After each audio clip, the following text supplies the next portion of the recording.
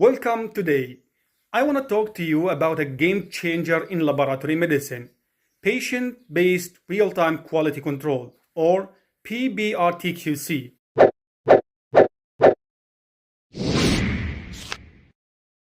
Clinical laboratories are busier than ever, with test workloads increasing by 8 to 10% every year.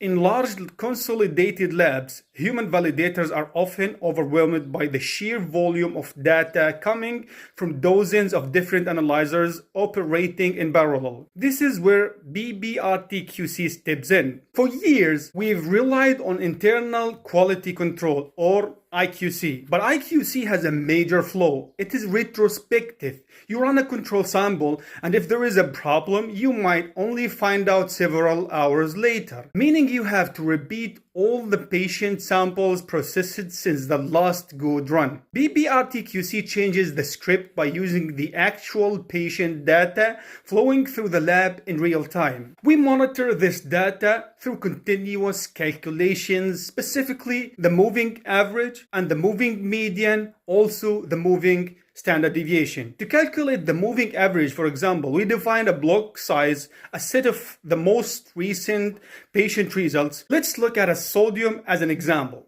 If we set a block size of 100 and the sum of those latest 100 results are 14,000, our average is going to be 140 millimole per liter. Now, when the 101st patient result comes in, let's say it is 142. The oldest result from our block is dropped off. If that oldest result was 183, our new sum becomes 14,004, and our moving average instantly updates to 140.04. This allows us to see even tiny shifts in the instrument's performance as they happen. The moving median works similarly, but instead of averaging, we find the middle value of the same block.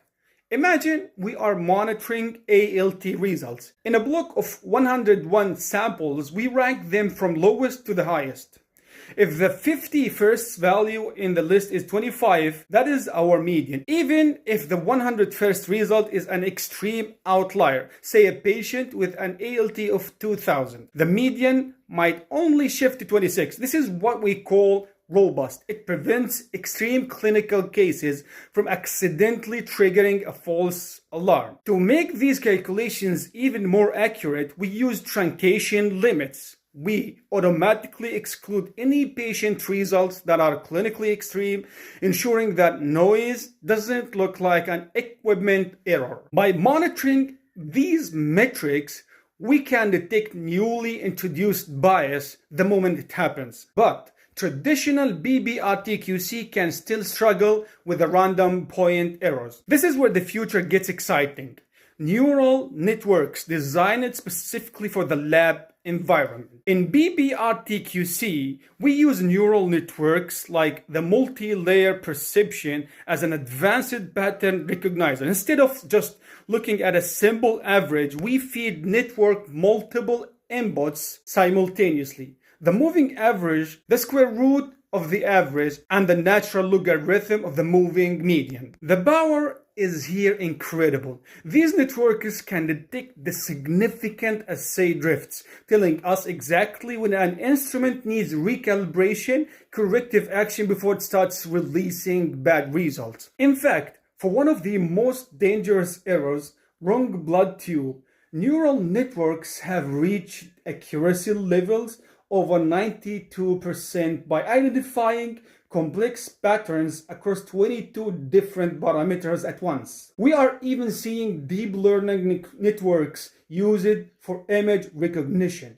They can scan centrifuged samples for hemolysis or lipemia much faster than a standard automated analyzer, catching pre-analytical errors before the test is even run. We aren't at a full autopilot yet. These models require vast amounts of data for training and careful tuning of their hyperparameters. They need more testing on real-life, real-time data before they become the global standard. But the direction is clear. By integrating AI and neural networks into our quality control, we can free up laboratory scientists and professionals to focus on complex tasks while ensuring that every result we release is as accurate as possible. The future of the clinical laboratory is real-time, patient-based, and powered by intelligent data.